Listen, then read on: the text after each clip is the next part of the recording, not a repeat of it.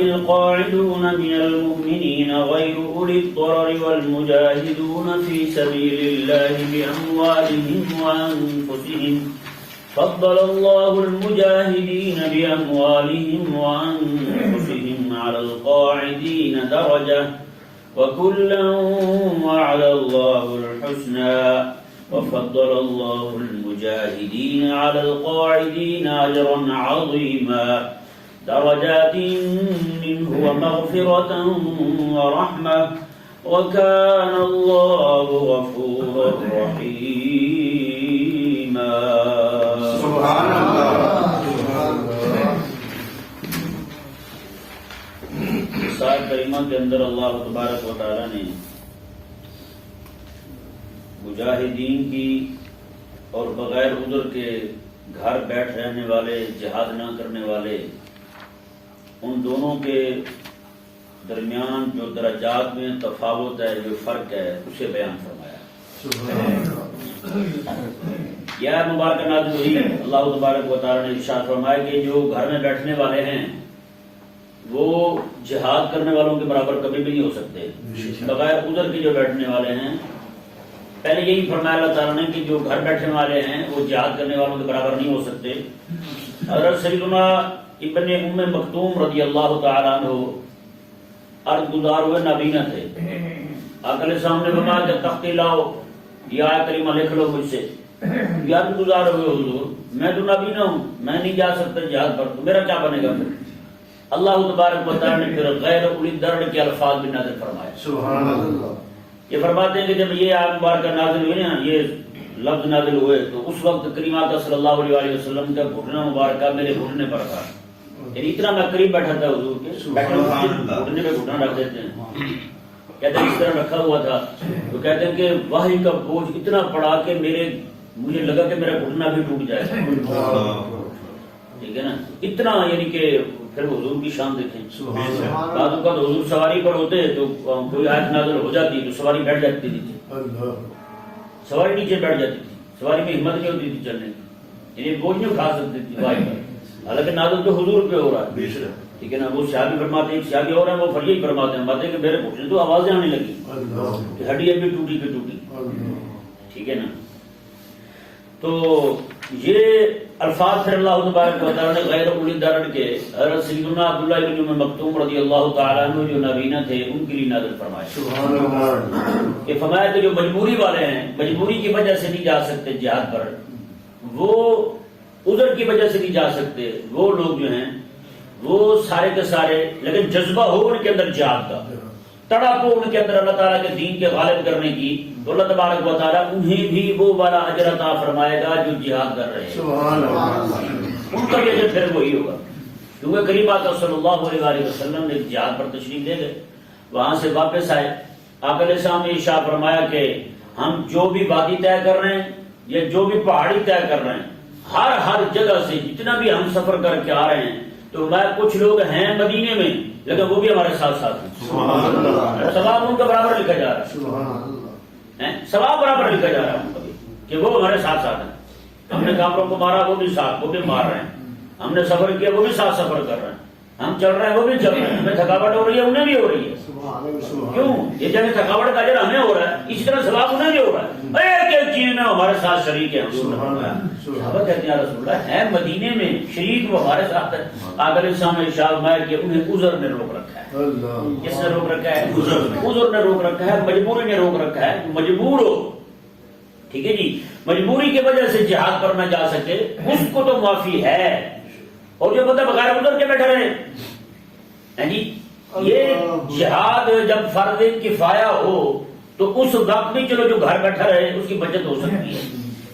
یعنی کسی ایسے علاقے میں حملہ ہو جائے، کافر دشمن حملہ کرتے ہیں، تو اس علاقے کے لوگ جو ہیں ان کے ساتھ لڑیں اور وہ کافی ہوئی تو باقی مسلمان بری ذمہ ہو جائیں گے.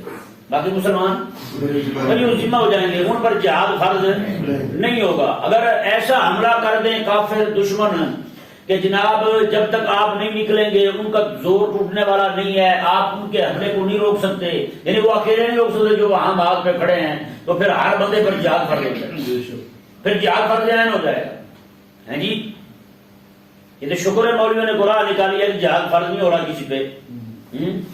10 ملک تباہ ہو گئے, جہاد فرض نہیں ہو رہا. جی ابھی بھی یہ کل پرسوں کی بات ہے, پھر سے ان ذلیلوں نے اسرائیلیوں نے مسلمانوں کی بستیاں گرانی شروع کر دی ہیں, ان کے گھر گرا رہے ہیں چاروں کے, اور پوری دنیا سے یہودیوں کو ڈھونڈ ڈھونڈ کے جناب وہاں لا رہے ہیں, مسلمانوں کے گھروں کو گرا رہے ہیں. جی کوئی بھی بیچارہ آگے آتا ہے اپنا گھر بچانے کے لیے اسے گولی مار دیتے ہیں. یہ حالات پیدا ہو گئے ہیں, فرض پھر بھی نہیں ہو رہا. کیا مولویوں نے جناب یہ کہتے مرزا قادیانی جہاد کا منکر تھا, تو میں نے کہا حضرت صاحب آپ کون ہے پھر؟ اور چلو کم از کم بولو تو صحیح ہے یا نہیں, اور بولو تو صحیح, امت کو ذہن تو دو یار. ہو سکتا ہے کوئی بندہ کھڑا ہو جائے, ہو سکتا ہے کوئی بندہ تیاری پکڑ لے.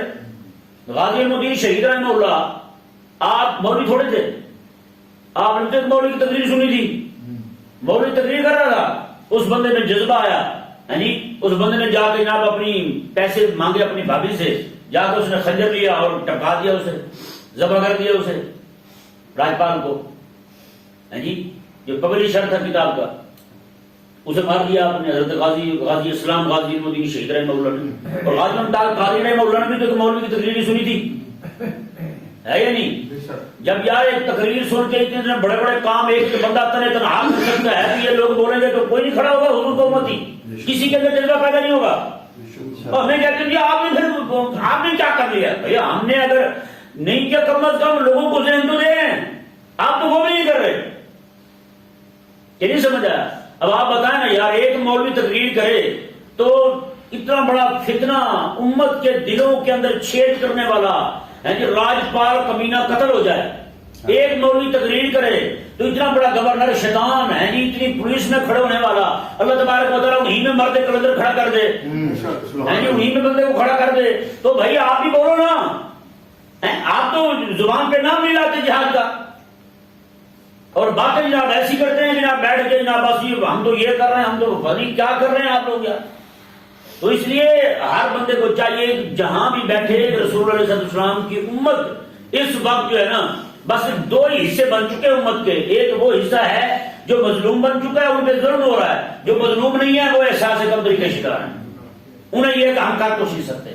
یہ چیز ان کے دلوں سے نکل جائے کہ بھئی آپ کر کچھ نہیں سکتے, بول تو سکتے ہیں, ہے یا نہیں یار. مولویوں نے ذہن دینا لوگوں کو, مولوی ذہن دیتے ہیں, کتنے سارے کام شروع کر دیتے ہیں. یہ مولویوں کی تقریروں کی وجہ سے ہوتا ہے نا, ہے یا نہیں. آج جو آپ کو دنیا جہان میں آقا علیہ السلام کا میراج شریف, اس کے جلسے, اس کے جلوس دکھائی دیتے ہیں, یہ کس کی وجہ سے ہوا ہے؟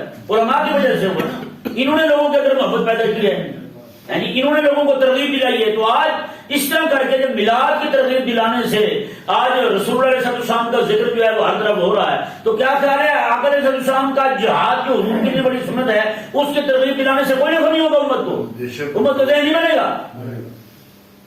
تو بھائی نہیں, جہاد تو فرض عین ہو چکا ہے بھیا, اب تو جہاد فرض عین ہو چکا ہے. کیوں؟ وہ کہتے ہیں کہ وہ جو جہاد تو ہوتا ہے حاکم اسلام کے جھنڈے کے نیچے. تو میں نے کہا حاکم اسلام پھر کس نے کھڑا کرنا ہے؟ آپ تو اتنے بڑے القابات لگا کے ہر بندہ جو ہے اندر سے بہت بڑا امام بخاری بیٹھا ہے, ہر بندہ, ہر جس کو آپ ہاتھ ہلائیں اندر سے ابو حنیفہ بنا ہوا, وہ اپنے آپ کو ابو حنیفہ سمجھتا ہوگا.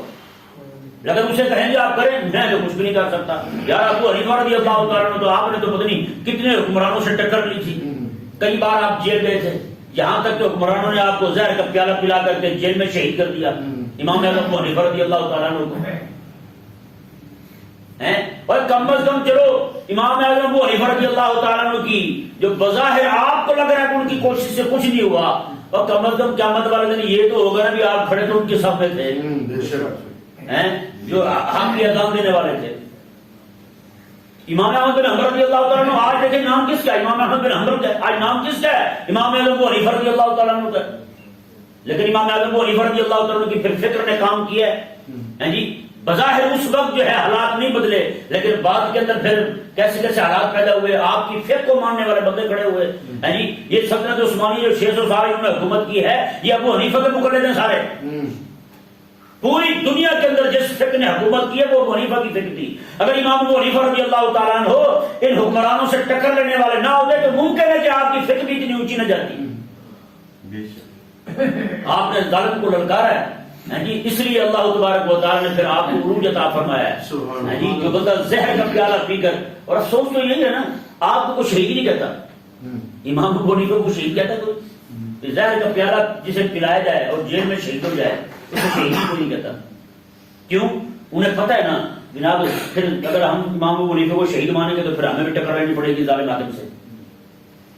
کیوں نہ پھر ہم وہی حلوہ کھاتے ہوئے مر جائیں وہی شہید ہیں جی، یہ کرتے ہوئے مر جائیں وہ شہید، فلانا کرتے ہوئے مر جائیں وہ شہید. تو بھائی ظالم حاکم سے ٹکر لے بندہ اور جناب اسے زہر کا پیالہ پلا دے جائے، وہ شہید نہیں ہے.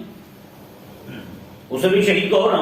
جب اسے شہید کہیں گے تو پھر اس طرح کی شہادت پانے کا جذبہ ہمارے دل میں بھی آئے گا، یہ تڑپ پھر ہمیں بھی پیدا ہوگی. تو بھائی یہ ضرور ہے کہ جہاد جو ہے وہ حاکم اسلام کے جھنڈے کے نیچے ہوتا ہے. تو بھئی حاکم اسلام مقرر کرنا کس کا کام ہے؟ اس کے لیے قربانی تو دینی پڑے گی.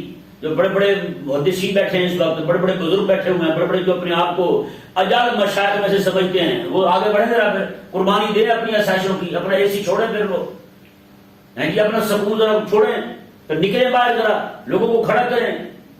جن کے ساتھ لوگ لگے ہوئے، جن کے جو جناب اپنے پیچھے مڑ کے دیکھتے ہیں تو لاکھوں کروڑوں کی تعداد میں ان کے مرید ہیں، آگے بڑھے نا. پھر ان کا تو کام ہے پھر صرف یہ کہنے سے کہ جناب حکومت تو میرے داتا صاحب کی ہے، جان نہیں چھوٹتی آپ کی. یہ کہنے سے کہ جناب حکومت تو میرے خواجہ صاحب کی ہے، آپ کی جان نہیں چھوٹتی. اگر آپ یہ کہتے ہیں کہ ان کی تو حکومت روحانی ہے بھائی اس وقت، اگر آپ کہتے ہیں سیاسی حکومت ہے بزرگوں کی، تو پھر آپ ثابت کریں کہ آپ کے ساتھ ظلم و ستم ہو رہا ہے، پھر یہ خواجہ صاحب کر رہا ہے، یہ داتا صاحب کر رہا ہے.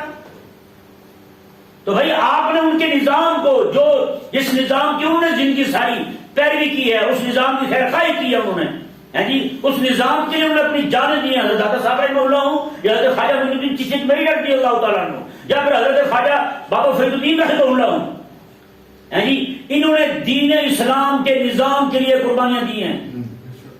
خود بابا فرید رحمہ اللہ کے بچے جہاد میں شہید ہوئے، بابا فرید کے بیٹے شہید ہوئے جہاد میں.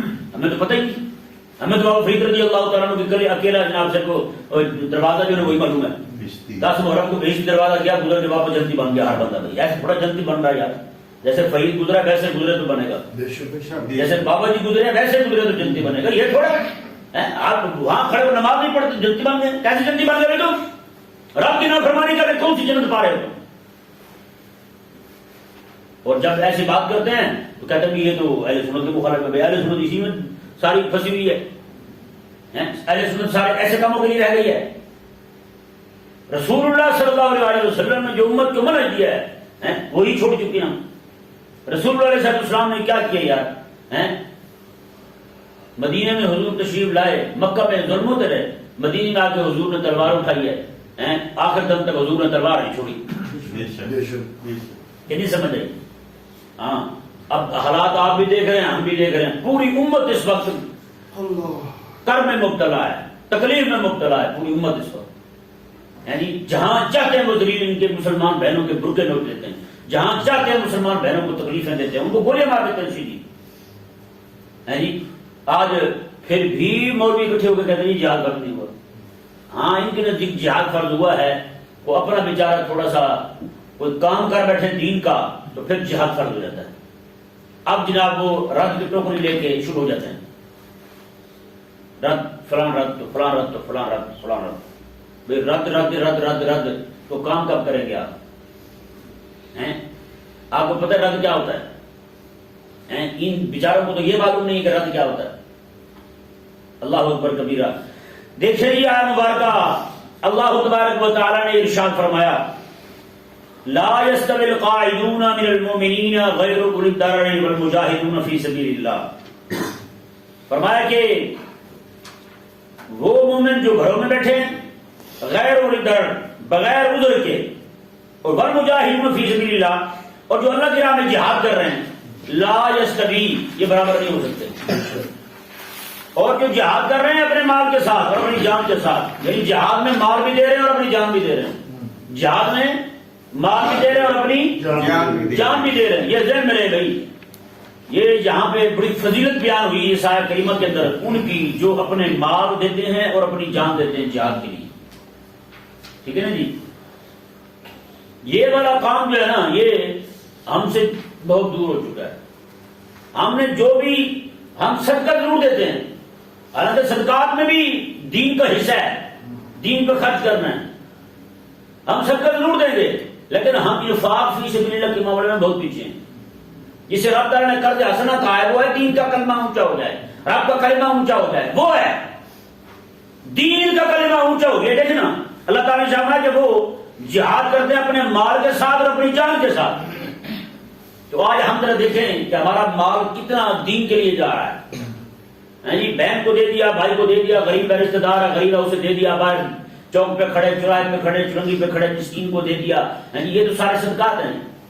آپ نے انفاق کہاں کیا؟ پھر قرض حسن کہاں دیا آپ نے؟ قرض حسن کہاں دیا پھر آپ نے؟ یہ ہم میں سے ہر بندہ ذرا غور کرے کہ میرا کتنا مال دین کے لیے جا رہا ہے. یہ دین کے لیے دینا ضروری ہے بھائی.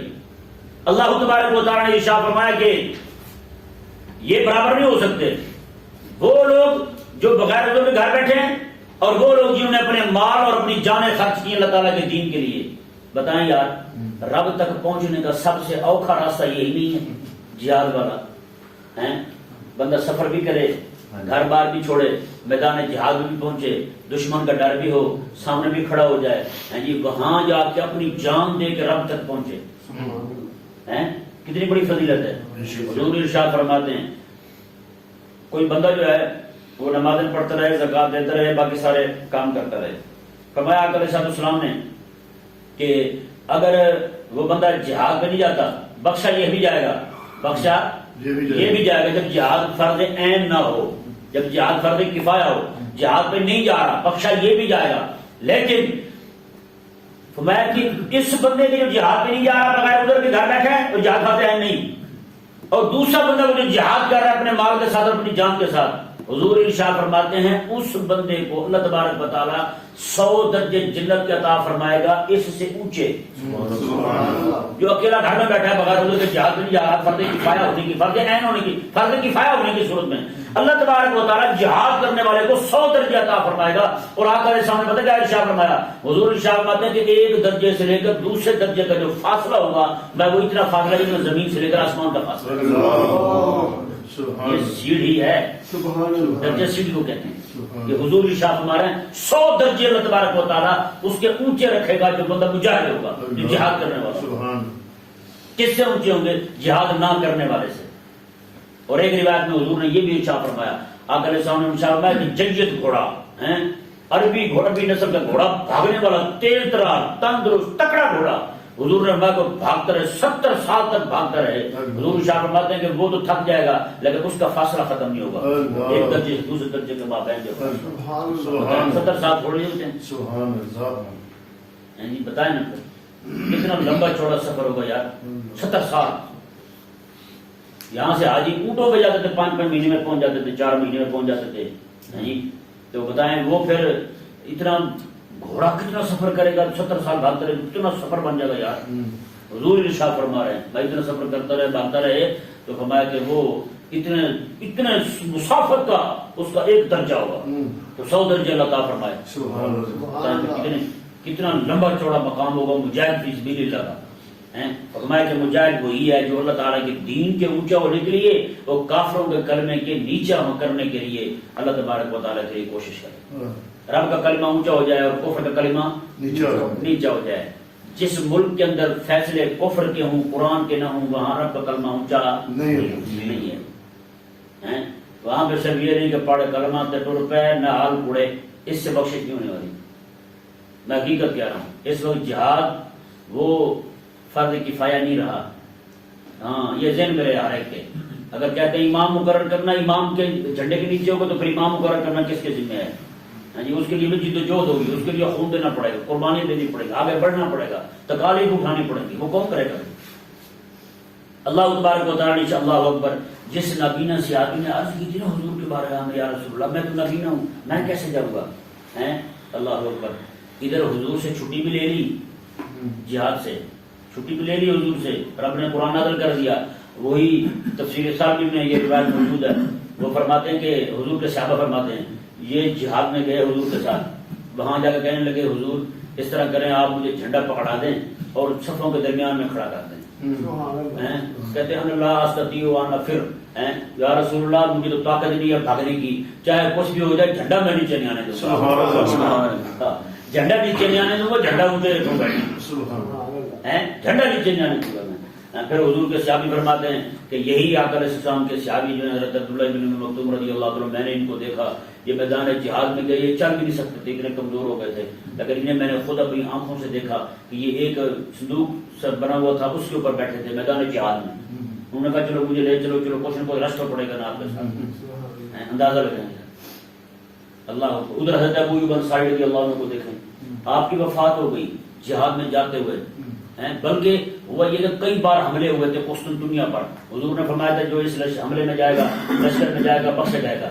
تو یہ گئے تو پہلی بار فتح نہیں ہوا تو یہ وہیں رہ گئے، حضرت ابو ایوب انصاری کہا یار میں چاہتا ہوں کہ ادھر ہی رہوں تاکہ میرا یہ یہاں رہنا بھی اسی لشکر کے ذمن میں لکھا جائے جی۔ پھر آپ وہاں گئے تو آپ کی وفات ہو گئی، وہاں پر آپ نے ساتھیوں کو نصیحت کی، میں کہ مجھے لے جانا توڑ وہاں جا کر مجھے دفن کرنا تاکہ قیامت والے دن میں اٹھوں تو وہیں سے اٹھوں۔ آج بھی حضور کے مہمان نواز، حضور کے میزبان، حضور کے حضرت ابو ایوب انصاری رضی اللہ تعالیٰ عنہ حضور کو اپنا گھر دے کر مدینے میں خود کہاں بیٹھے ہوئے، استنبول کے اندر۔ استنبول کہاں ہے؟ استنبول جو ہے نا ترکی، اس کا ایک کنارہ عرب کے ساتھ ملتا ہے دوسرا یورپ کے ساتھ ملتا ہے۔ بتائیں کن کے ساتھ جا کے ٹکر لی حضور کے غلاموں نے؟ تو یہ جذبہ بیدار کرنے سے بیدار ہوتا ہے، بیان کرنے سے لوگوں کے دلوں میں جذبے پیدا ہوتے ہیں، ولولے پیدا ہوتے ہیں، لوگوں کو کرنے کا جذبہ پیدا ہوتا ہے، شوق پیدا ہوتا ہے۔ ہم کریں ہی نہ تو پھر کیا ہے، یہ چار باتیں پکڑی انہیں پہ رونا روئے جا رہے ہیں ہر سال ہر مہینے، اور یار کوئی زندگی ہے یا یہ بھی کوئی زندگی ہے یار؟ حضور کا دین جو آقا علیہ السلام لے کر آئے ہیں، 23 سال میں حضور نے بیان کیا ہے، آپ کیا بیان کرتے ہیں بتائیں؟ پچھلے جمعے ہم نے حساب لگایا تھا کہ 48 جمعے 48 بنتے ہیں جی، 48 جمعے بنتے ہیں تو مولوی آدھا گھنٹہ تقریر کرتا ہے، تو 48 کے 24 بن گئے، 24 گھنٹے بن گئے، یعنی ایک دن رات آپ نے بیان کیا ہے، کیونکہ اگلے سال پھر آپ نے وہی بیان کرنا ہے، اگلے سال پھر آپ نے وہی بیان کرنا ہے، ٹھیک ہے نا، وہی چیزیں، اس سے آگے نہیں بڑھنا۔ اب آپ ذرا اندازہ لگائیں، یعنی پورے سال میں آپ نے صرف ایک دن دین بیان کیا، پوری زندگی ایک گھنٹے ایک دن بیان کیا آپ نے، تو باقی حضور کا دین کہاں گیا بتائیں؟ تو اس لیے کوشش کریں، آپ بھی جہاں جائیں ان کو کہیں، مولوی کو کہیں کتاب آپ میری لے جائیں، تحفتاً جا کے ان کو دیں، ٹھیک ہے نا، کتاب خریدیں جا کے ان کو تحفے میں دیں، انہیں کہیے آپ یہ کتاب پڑھ کے ہمیں سنائیں، جی آپ یہ کتاب پڑھ کے ہمیں سنائیں، مہربانی آپ کی۔ وہ نہیں مانتا آپ اسے 1000 روپے دیں جیب میں، ایمانداری کی بات ہے، اگلے جمعے شرمندگی سے وہ سنائے گا، اور کسی نہ کسی طریقے سے لائن صحیح آ رہی اس طرف آپ لوگوں کو۔ بہت سارے طریقے ہو سکتے ہیں لوگوں کو قائل کرنے کے، وہ بیچارے مولوی بھولے ہیں، انہیں نہیں پتا، جو کرتے دھرتے لوگ ہیں انہیں پتا ہے، جان بوجھ کے نہیں کرتے، وہ کہتے ہیں کون اپنی جان جوکھم میں ڈالے نہ یار۔ اللہ تبارک و تعالی نے ارشاد فرمایا، جی دیکھیں آیت کریمہ، اللہ اکبر، فضل اللہ المجاہدین باموالہم وانفسہم علی القاعدین درجہ۔ اللہ تبارک و تعالی نے جہاد کرنے والوں کو جو اپنے مال کے ساتھ جہاد کر رہے ہیں اور اپنی جانوں کے ساتھ جہاد کر رہے ہیں، علی القاعدین درجہ، انہیں بیٹھنے والوں پر درجہ عطا فرمایا ہے۔ کیا عطا فرمایا ہے؟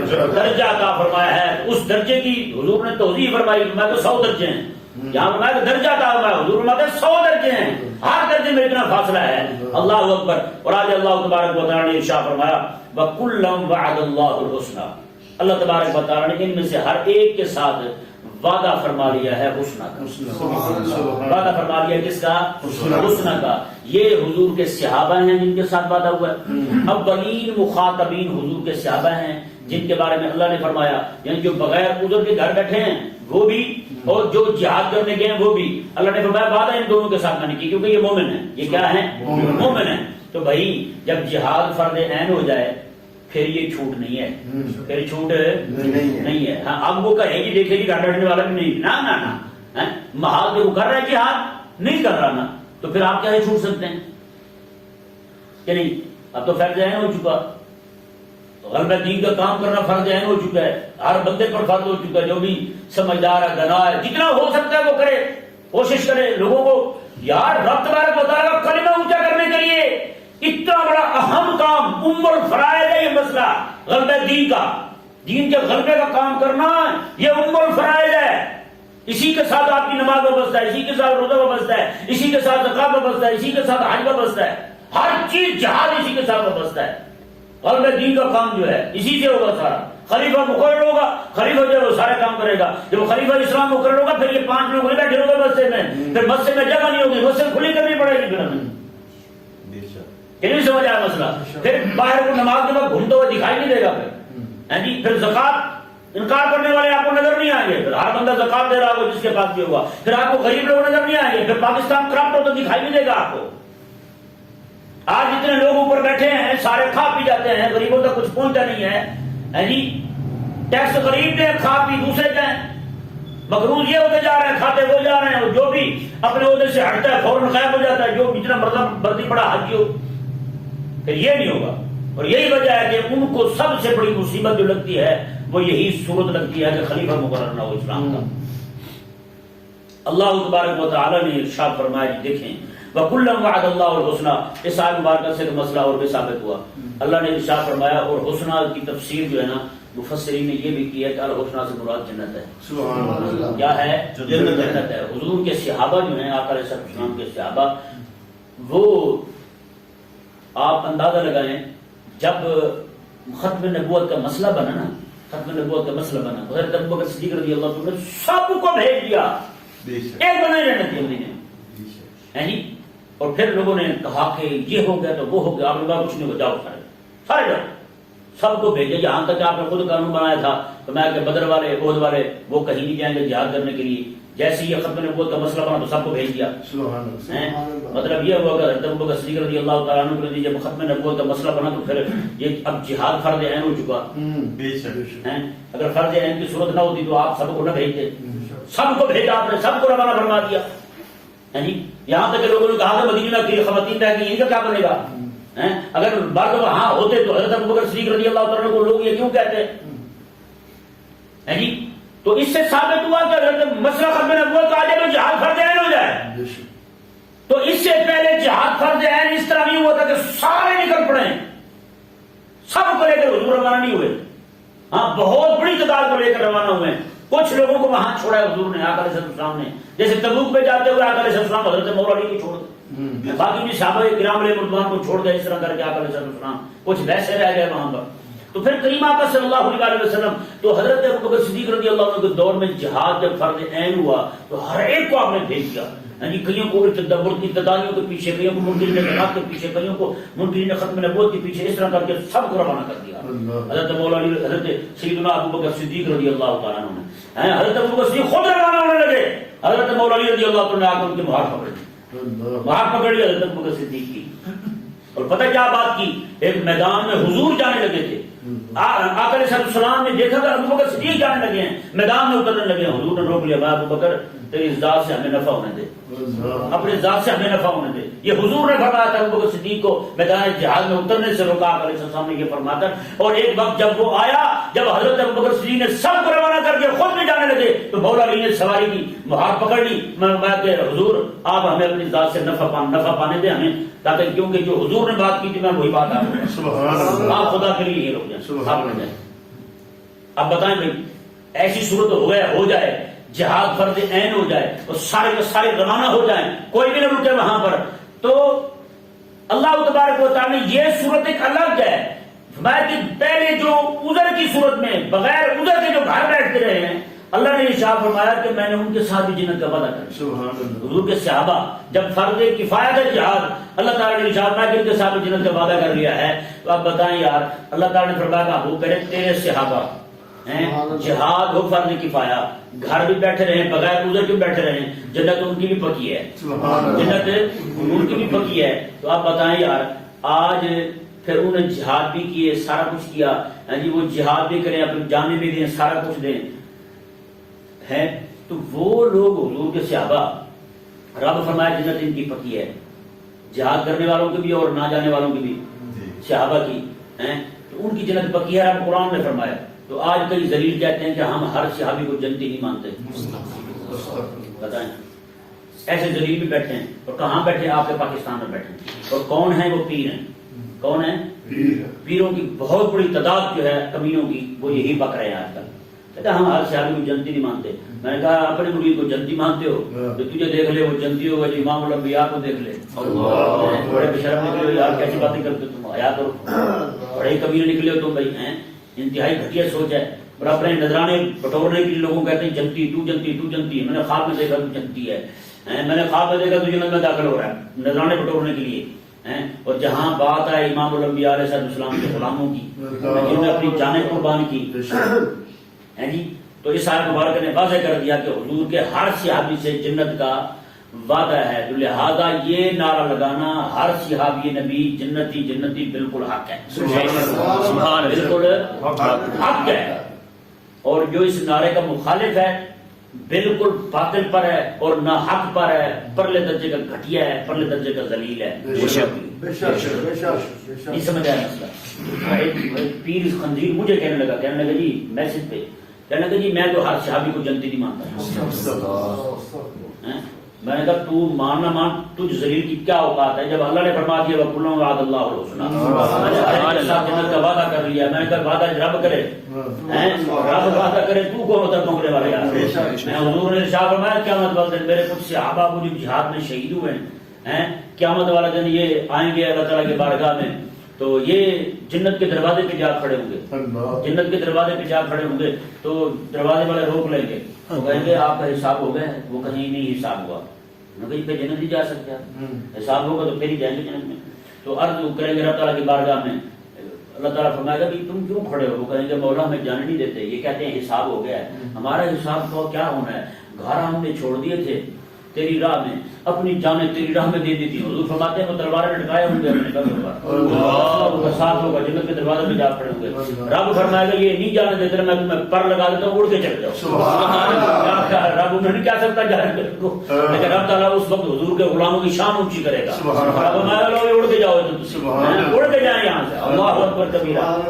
یہ پاگل کہتے نہیں جی نہیں, میں کہا پڑھے جڑے تیری کیا اوقات ہے, تو مانے نہ مانے. محبوب کریم علیہ السلام جس مالک کی جنت ہے اس نے کہا وَكُلًّا وَعَدَ اللَّهُ الْحُسْنَىٰ. میں نے کہا دنیا جہاں دائیں بائیں ہو سکتا ہے, میرے رب کا وعدہ دائیں بائیں نہیں ہو سکتا. باہر اپنی جگہ چھوڑ سکتے ہیں, میرے رب کا وعدہ پکا ہے, میرے رب کا وعدہ سچا ہے, وہ ہو کے رہنا ہے.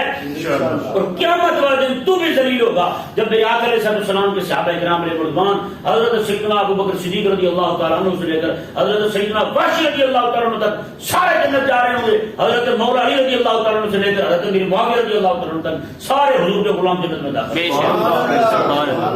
یہ جو طبیعت صاف ہو جائے گی اس ذلیل ہوگا, ہمیں تو مزہ آئے گا تیری ذلت دیکھتے ہوئے, تیرا بوتھا لٹکا ہوا دیکھتے ہوئے ہمیں مزہ آئے گا. جو آج حضور کے صحابہ کو جنتی نہیں مانتے نعوذ باللہ, ان میں سے کہتے ہیں ہر صحابی کو ہم جنتی نہیں کہتے, بعض صحابی دوستی بھی ہیں نعوذ باللہ من ذالک. تو کون ہوتا ہے وَكُلًّا وَعَدَ اللَّهُ الْحُسْنَىٰ کا مطلب کیا ہے؟ وَكُلًّا وَعَدَ, میں کہتا ہوں قسم خدا کی حضور کے صحابہ کی جو شان ہے وَكُلًّا وَعَدَ اللَّهُ الْحُسْنَىٰ, اس میں بات ہی ختم ہے. بڑا جملہ رب نے ارشاد فرمایا وَكُلًّا, ہر ایک کے ساتھ, اور کلن ہے کل کے ساتھ وعدہ ہے. ہاں کل کے ساتھ وعدہ ہو گیا حبیب تیرے غلاموں کے ساتھ. اور ادھر حضور کیا فرماتے ہیں, حضور فرماتے ہیں جس نے ایمان کی حالت میں مجھے دیکھ لینا وہ جنت جائے گا. سبحان اللہ, وہ جنت جائے گا. اور حضور آگے جا فرماتے ہیں اور مرانی, میں صرف مجھے نہیں, جس نے میرے ابو بکر صدیق کو دیکھا ایمان کی حالت میں وہ بھی جنت جائے گا.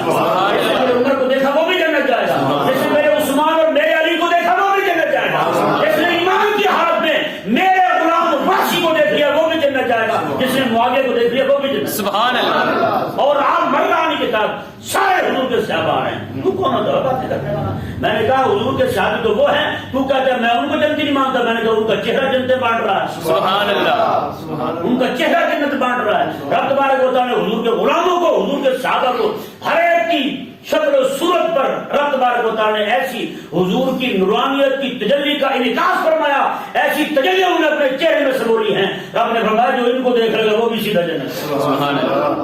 بتائیں ابھی یہ کہتے ہیں جی کیسے جنتی ہوگا سارے. میں نے کہا نامان تو کیا اور تیری اوقات کیا, دبا ہو پڑے نام. اللہ اکبر, حضور کا ہر صحابی جنتی ہے. یہ پکا عقیدہ, یہی امام اہل سنت امام اعظم ابو حنیفہ رضی اللہ عنہ، یہی امام اہل سنت، امام شافعی، امام مالک، امام احمد بن حنبل رضی اللہ تعالیٰ عنہ، اور یہی نظریہ ہے حضرت امام ابو منصور ماتریدی رضی اللہ تعالیٰ عنہ کا، یہی نظریہ امام ابو الحسن اشعری رضی اللہ تعالیٰ عنہ کا، وہاں سے لے کر حضور سیدنا شیخ الامام عبد القادر الجیلانی رضی اللہ تعالیٰ عنہ کا نظریہ یہی ہے۔ پھر ان کے بعد چلتے ہیں شاہ محقق حضرت مجدد الفسانی رضی اللہ تعالیٰ عنہما، اور امام اہل سنت امام احمد رضا رضی اللہ تعالیٰ عنہ، اور ہمارے آج کے شیخ حضور تاج شریعہ رضی اللہ تعالیٰ عنہ، سب کا نظریہ یہی ہے کہ حضور کے ہر صحابی جنتی ہے، حضور کا ہر صحابی۔ تو کون ہوتا ہے اپنے آپ کو بریلوی کہے، حرام خورا تو نہ کہ اپنے آپ کو بریلوی، اپنے آپ کو امام احمد رضا ماننے والا کہے، نہ کہ تو تیرے جیسے کبھی امام احمد رضا ماننے والا نہیں ہو سکتا، کیونکہ تیرا عقیدہ گندا ہے، تیرا نظریہ گندا ہے۔ کیوں کہ حضور کا ہر صحابی جنتی ہے۔ اور جب یہ اپنے خود جڑے اپنی شان بیان کرتے تو کہتے ہیں کہ وہ اصحاب کہف کا کتا بلیوں کے دروازے میں بیٹھا تھا، وہ جنت جائے گا، تو آپ بھی تو میرے مرید ہو گئے، آپ بھی جنت جائیں گے۔ میں نے کہا ضرور تیرا مرید ہو جائے جنت جائے جو امام الانبیاء کا مرید ہو جائے، اللہ جس نے حضور کے ہاتھ سے بیعت کی ہو وہ کہاں جائے گا؟ اور تو نے تو بیعتیں لی ہیں روٹی کھانے پینے کی، نذرانے بٹورنے کی، حضور کے صحابہ نے جانیں دینے کی بیعتیں کی ہوئی ہیں، ان کی بیعت دیکھ اور اپنی دیکھ تو باتیں کرتے تو جا فرد ہو، ہمیں تیرے جیسے پیر کی ضرورت ہی نہیں ہے، تیرے جیسے ڈگری ہوں پڑے جائے جہنم میں دوزخ میں۔ ہمارے لیے حضور علیہ السلام کے صحابہ کرام نے مردان کے دروازے پہ کھڑا غلام جو ہے نا وہ بھی فضیلت والا ہے، تیری کوئی اوقات نہیں ہے۔ صحیح کہہ رہا ہوں۔ اللہ تبارک و تعالی نے ارشاد فرمایا، دیکھیں اللہ اکبر، وفضل اللہ المجاہدین علی القاعدین اجرا عظیما، اور اللہ تبارک و تعالی گھر بیٹھے رہنے والوں پر مجاہدین کو بڑی فضیلت عطا فرمائے گا، اور فضیلت میں بہت بڑا اجر عطا فرمائے گا، بہت بڑا اجر عطا فرمائے گا رب تبارک و تعالی۔ اور آگے مزید فرمایا، پہلے بھی فرما دیا ہے، دیکھیں نا ذرا آیت مبارکہ کو، دیکھیں نا ذرا جائے کتنا مزہ آ رہا ہے پڑھ کے۔ رب فرماتا ہے القاعدین درجہ، درجے دے دیے ہیں، پھر فرمایا جنت کا وعدہ کر دیا ہے، میں فرمایا فضیلت پھر دے دی ہے، پھر فضیلت ذکر کیا، فضل اللہ المجاہد، فضیلت دی رب تبارک و تعالی نے، القاعدین اجرا عظیما، بہت بڑا اجر بھی عطا فرمایا ہے۔ آگے پھر فرماتا ہے درجات منہ، ان کے لیے درجے بھی ہیں، ان کے لیے درجے بھی ہیں، مغفرہ، اور ان کے لیے بخشش بھی ہے۔ تو کوئی ان سے ایسا کام ہو جائے کہ تمہیں لگ رہا ہے بڑا سخت ہے، رب فرماتا ہے میں نے بخش دیا، تو کون سے پوچھنے والا ہے؟ وہ چاہے حضور کے صحابہ کے باہمی معاملات ہوں یا جو بھی ہو، رب فرماتا ہے مغفرہ، میں نے معاف کیا ہے، میں نے بخش دیا ہے، وہ تو کون سے کرنے والا، تو کون سے باتیں کرنے والا؟ رب نے ارشاد میں آگے دیکھیں جی، مغفرت و رحمہ، مغفرت بھی ہے اور رحمت بھی ہے۔ اللہ تعالیٰ بعض اوقات فرماتے ہیں نا غفوراً رحیمہ، غفور بھی ہے اور رحیم بھی ہے۔ علماء فرماتے ہیں اس کا مطلب یہ ہے کہ غفور بھی ہے رحیم بھی ہے، تو بخشنا بھی تو رحمت ہے نا، بخشنا بھی تو رحمت ہے، تو پھر رحیمہ کیوں؟ فرماتے ہیں کہ وجہ یہ ہے، رب فرماتے ہیں جو گناہ کر کے میری بارگاہ میں آ جائے، غفورا بخش بھی دیتا ہوں، پھر انعام بھی دیتا ہوں، سبحان اللہ، پھر انعام بھی دیتا ہوں۔ میں نے کہا تجھ پر انعام بھی ہو جائے، تیری بخشش بھی ہو جائے، تو جو محبوب علیہ السلام کے پاس کھڑا ہے تازہ قرآن کا نزول سن رہا ہے، سبحان اللہ، اللہ اکبر کبیرہ، تو نے تو مولوی سے سنا ہے نا جی، انہوں نے تو پھر رب کی شگفت سے حضور امام الانبیاء سے سنا ہے، اللہ اکبر کبیرہ۔ اللہ تبارک و تعالی نے ارشاد فرمایا، دیکھیں وکان اللہ غفور رحیمہ، اللہ تبارک و تعالی بخشنے والا مہربان ہے۔ یار یہ دیکھیں نا مضمون کیسے جڑا ہے، درجات منہ مغفرہ برحمہ، مغفرہ برحمہ، غفوراً رحیمہ، اللہ اکبر، دو بار، دو بار رب فرماتا ہوں، میں کئی بار کہہ رہا ہوں، درجے دے دیے، ان کی شانیں بڑھا دی ہیں، بخش دیا ہے، بخش دیا ہے، مہربان ہوں، مہربان ہوں، اور تو کہتا نہیں مانتا، نہیں مانتا، نہیں مانتا، تیری کیا اوقات ہے؟ نہ بولا کر ایسے حضور کے صحابہ کے بارے میں ذلیلات، تیرا کام نہیں ہے کہ تو ان کے فیصلے کر حضور کے صحابہ کے، ان کے بڑے حضور ہیں یا ان کا بڑا خدا ہے، وہ فیصلے کرے ان کے، تو کون تھا ان کے فیصلے کرنے والا؟ رب تبارک و تعالی نے ارشاد فرمایا وکان اللہ غفور رحیمہ، اللہ تبارک و تعالی بخشنے والا بڑا ہے۔ اللہ اکبر، اللہ تبارک و تعالی سمجھنے کی توفیق۔